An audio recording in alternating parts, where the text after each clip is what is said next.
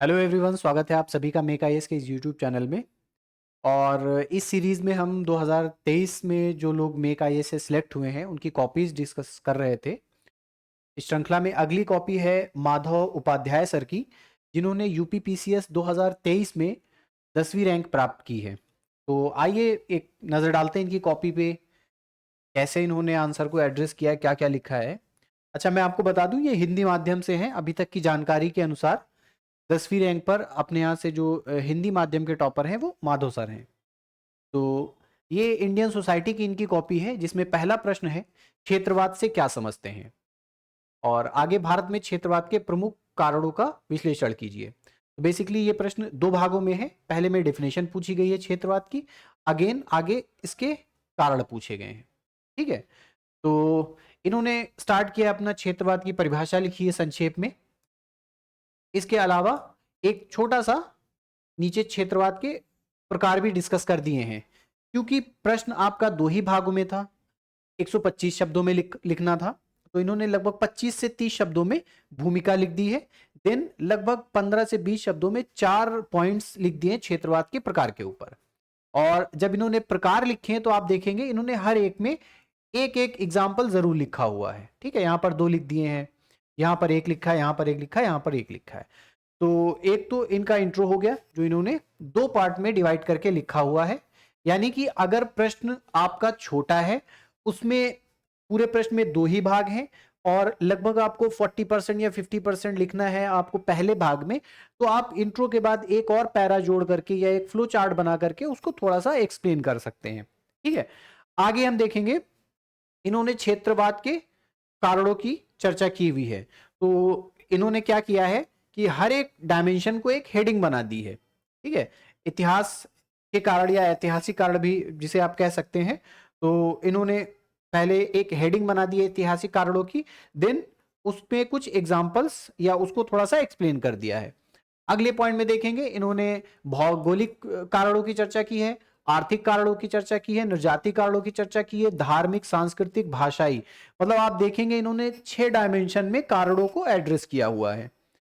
और अगर हम प्रेजेंटेशन की बात करें इस आंसर की, तो आप देखेंगे संक्षेप में इन्होंने जो इंट्रो लिखा हुआ है साफ सुथरा दिख रहा है। अब मैं ये हटा देता हूं तो आपको क्लियर इसमें विजिबल होगा।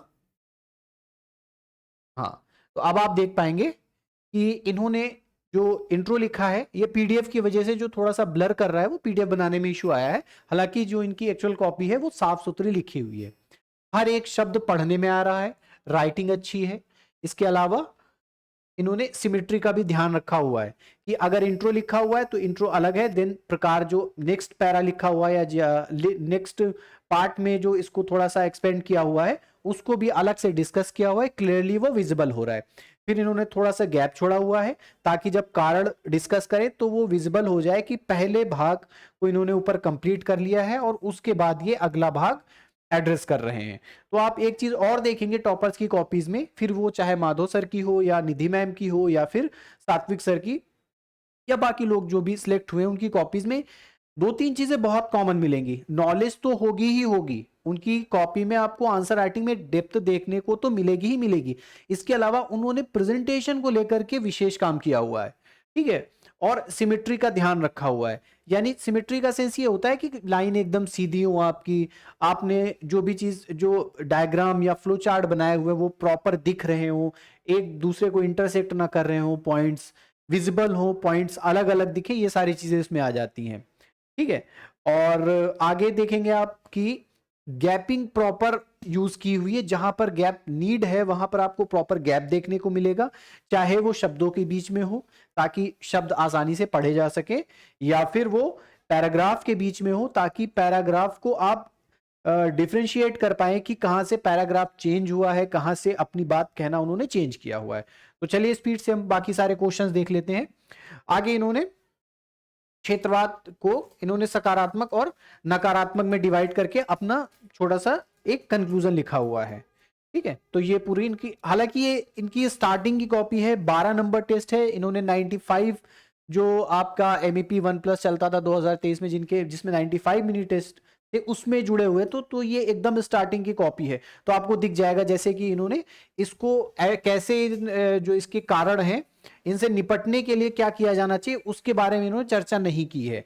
वो एक यहां पर इसको बचा हुआ है, लेकिन फिर भी अपने आप में जो क्वेश्चन में पूछा गया है वो पूरा एड्रेस किया हुआ है। तो अगर इनको मार्क्स मिलेंगे तो 3.5 4 4.5 तक मिल सकते हैं, और 3.5 4 मिल सकते हैं, जो कि डिसेंट स्कोर होता है आउट ऑफ 8। आगे देखते हैं अगला प्रश्न, जिसमें है भारत में आंतरिक प्रवास के कारणों की चर्चा करनी है। देन प्रवासियों के सामने समस्याएं कौन कौन सी हैं, निपटने के लिए क्या कदम उठाए जा सकते हैं उनका उल्लेख करना है। तो यहां पर भी आप देखिए इन्होंने आंतरिक प्रवास डिफिनेशन वगैरह नहीं लिखी है, बल्कि सबसे पहले स्टार्ट किया इन्होंने एक डेटा से। ये एक अच्छी स्टार्टिंग होती है। जो वेल नोन वर्ड्स होते हैं उसमें अगर आप डेटा से स्टार्ट करते हैं, किसी रिपोर्ट को एड्रेस करते हुए आप आंसर स्टार्ट करते हैं, तो वो एक अच्छा इंपैक्ट डालता है। हालांकि कई जगह पर दिखेगा आपको टॉपर्स डेफिनेशन से भी स्टार्ट कर सकते हैं, तो दोनों तरीके हैं। माधव सर ने क्या किया है, डेटा से स्टार्ट किया है। फिर आप आगे देखेंगे आंतरिक प्रवास को यहां पर इन्होंने डिफाइन कर दिया है, लेकिन वही चीज जो आपको बाकी टॉपर्स की कॉपी में देखने को मिलेगा सेम यहां पर भी देखने को मिलेगा कि बहुत ही बैलेंस रखा हुआ है इन्होंने वर्ड लिमिट में, जो आपका इंट्रो का है।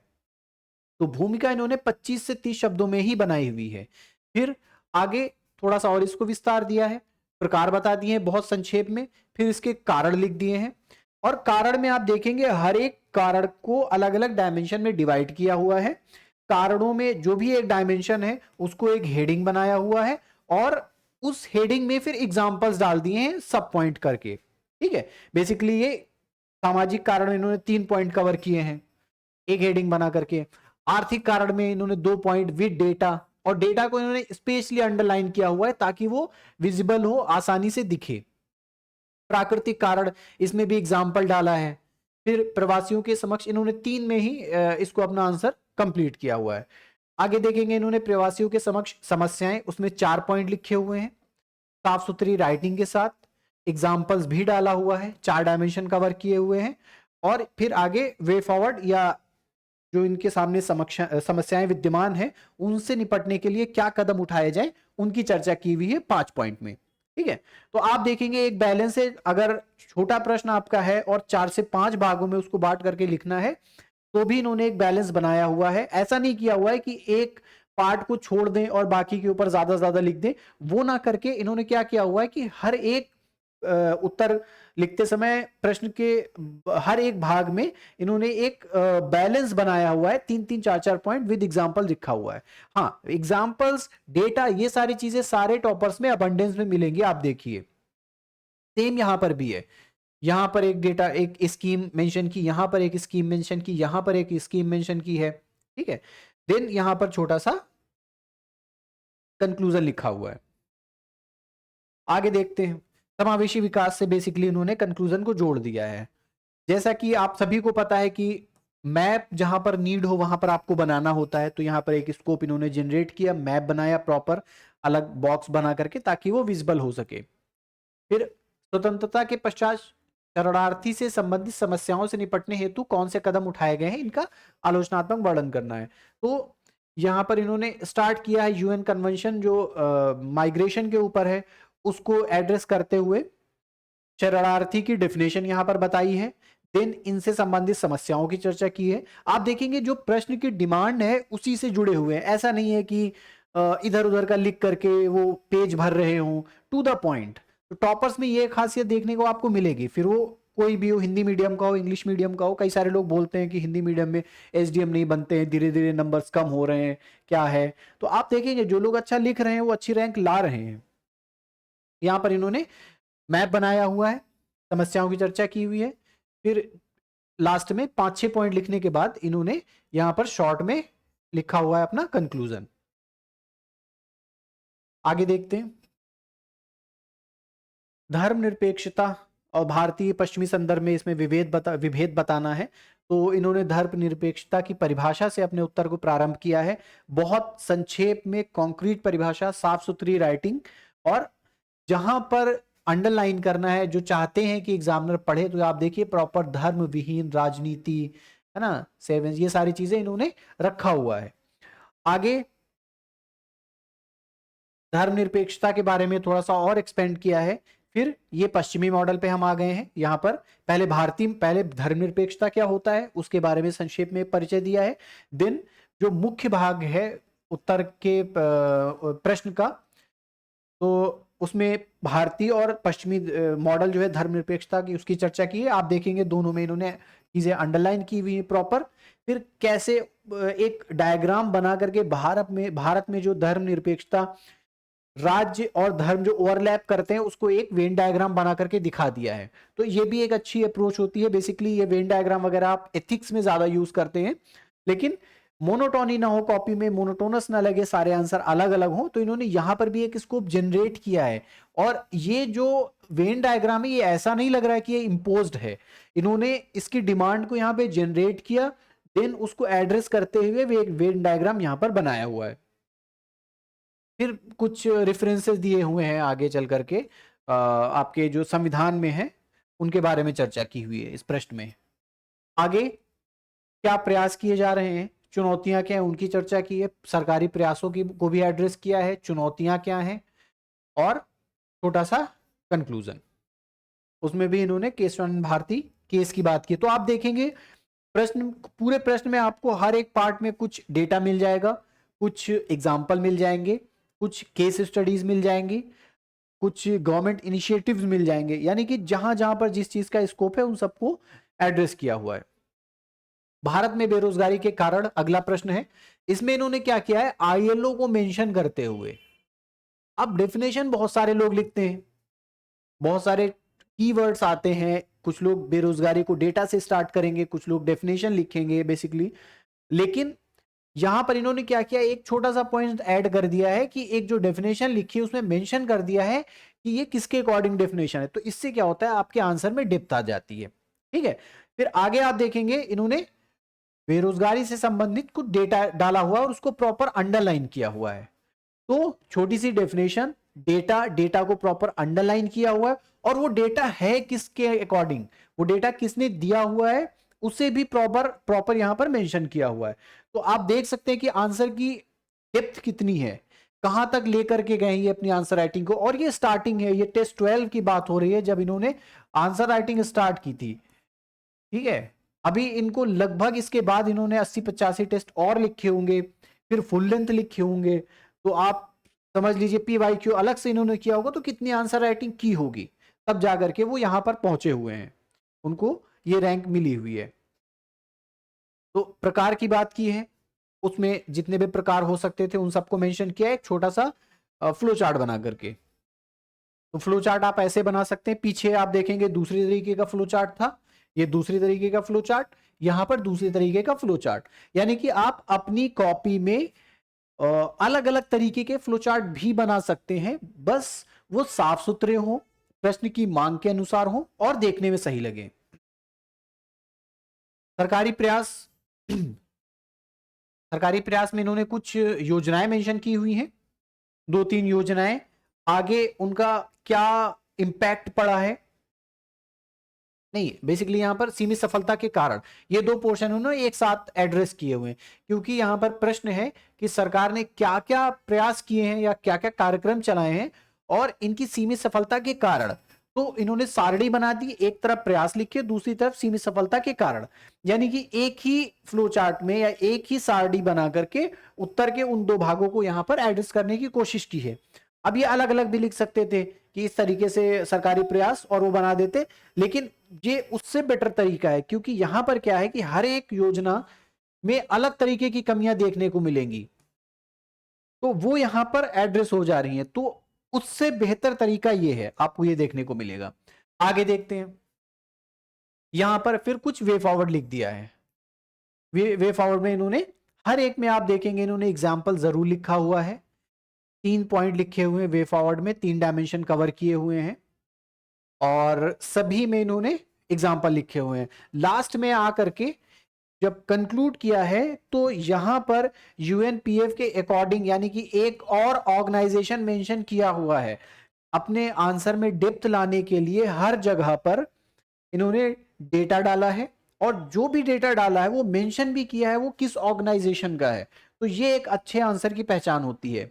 अच्छी आंसर राइटिंग इसको बोलते हैं कि जब आप जो भी तर्क दे रहे हैं उसको सपोर्ट करने के लिए आप ये भी बता रहे हैं कि इससे रिलेटेड डेटा ये है, और उस डेटा को ऑथेंटिकेट करने के लिए आप साथ में ये बता रहे हैं कि वो डेटा दिया किसने है। तो ये होती है एक अच्छी आंसर राइटिंग। आगे देखते हैं अगला प्रश्न। भारत में प्रारंभिक शिक्षा में नामांकन की दर बढ़ाने, बाल श्रम को समाप्त करने के लिए सरकार क्या प्रयास कर सकती है? और प्रश्न आप देख लिए बेसिकली।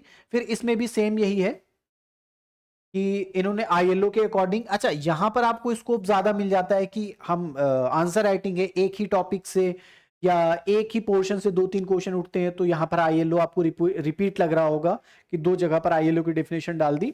एग्जाम में ऐसा स्कोप कम रहता है, तो यहां पर भी आईएलओ के डेटा के अकॉर्डिंग डेटा को मेंशन करते हुए अपना आंसर स्टार्ट किया है। फिर मुख्य भाग को एड्रेस किया है बहुत संक्षेप में, बहुत छोटे छोटे पॉइंट्स में लिखा हुआ है, बहुत ज्यादा डिटेल में नहीं गए हैं क्योंकि वर्ड लिमिट बहुत कम होती है 125 या 200, और प्रश्न में कई सारे भाग होते हैं, सभी को प्रॉपर एड्रेस करना होता है। तो उन सारी चीजों को यहां पर लिखा हुआ है। फिर उठाए जा सकने वाले कदम, उसमें 5-6 पॉइंट लिखे हुए हैं। सरकार के द्वारा क्या कदम उठाए गए हैं, उनका क्या कदम उठाए जा सकते हैं, क्या उठाए गए हैं, दोनों को उन्होंने किया हुआ है। पेंसिल पोर्टल हो गया, राष्ट्रीय बाल नीति 1987, शिक्षा का अधिकार और बाल अधिकार, जो भी चीजें, स्कूल चलो अभियान, बाल श्रम निषेध रोकथाम अधिनियम, सभी जो इनिशिएटिव है गवर्नमेंट के उनको प्रॉपर एड्रेस किया हुआ है। यानी कि अगर ये कुछ भी कह रहे हैं तो उसके लिए गवर्नमेंट स्कीम्स, डेटा का ऑथेंटिफिकेशन, प्रॉपर एग्जांपल्स, वो सारी चीजें इन्होंने लिखा हुआ है। देन उसको इवेल्युएट किया हुआ है कि कहां पर क्या कमियां रह गई, और फिर इन्होंने छोटा सा कंक्लूजन लिख के अपना उत्तर एंड किया हुआ है। और कंक्लूजन में इन्होंने थोड़ा सा वे फॉरवर्ड दिया हुआ है कि आगे और क्या किया जा सकता है। ठीक है। अगला प्रश्न देखते हैं जो कि लास्ट है इसमें। मणिपुर हिंसा को लेकर के इसमें प्रश्न आया हुआ है। इन्होंने यहां पर मणिपुर का एक मैप बना दिया है, यानी कि जहां पर नीड है वहां पर मैप भी प्रॉपर बनाया हुआ है, जहां पर एग्जांपल्स चाहिए वहां पर एग्जांपल्स हैं, और प्रश्न में जितना पूछा गया है उतना ही लिखा है। जिस रेशियो में पूछा गया है, जिस कॉन्टिन्यूटी भी मेंटेन रखी हुई है, जिस सीक्वेंस में पूछा गया है उसको भी मेंटेन रखा है। तो छोटा सा अपना रेफरेंस दे दिया है मणिपुर हिंसा का, किस किस समुदाय के बीच में क्यों हिंसा हो रही, शॉर्ट में उसको दिया हुआ है। फिर आगे इसके कारण लिखे हुए हैं 4 से 5 पॉइंट में प्रॉपर। आगे देखेंगे फिर इसके क्या परिणाम है उसकी चर्चा की हुई है, 7 पॉइंट लिखे हुए हैं। आगे क्या प्रयास किए जाने चाहिए ताकि वहां पर पीस बहाल की जा सके, उसमें भी इन्होंने 3 पॉइंट इधर है, आगे भी हो पे होंगे, हाँ 2 पॉइंट आगे, यानी कि 5 पॉइंट यहां पर लिखे हुए हैं। छोटा सा कंक्लूजन में बताया हुआ है कि कैसे इकोनॉमिक डेवलपमेंट वहां पर किया जाए, कैसे वहां पर सिक्योरिटी लोगों की इंश्योर की जाए ताकि लोग अपने आप को इन कॉन्फ्लिक्ट से बचा सकें और जो पूर्वोत्तर का विकास है उसको सुनिश्चित कर सकें। तो एक अच्छी आंसर राइटिंग आपको देखने को मिली होगी इसमें। उम्मीद है कि इस कॉपी से आप बहुत सारी चीजें सीखेंगे, जो आपकी कमियां हैं उनको आप पहचान पाएंगे। आगे हम ऐसी और कॉपीज शेयर करते रहेंगे, डिस्कस करेंगे अपने टेलीग्राम चैनल पे, उनको शेयर करेंगे। तो फिर बने रहिए मेक आईएएस के साथ। Thank you so much.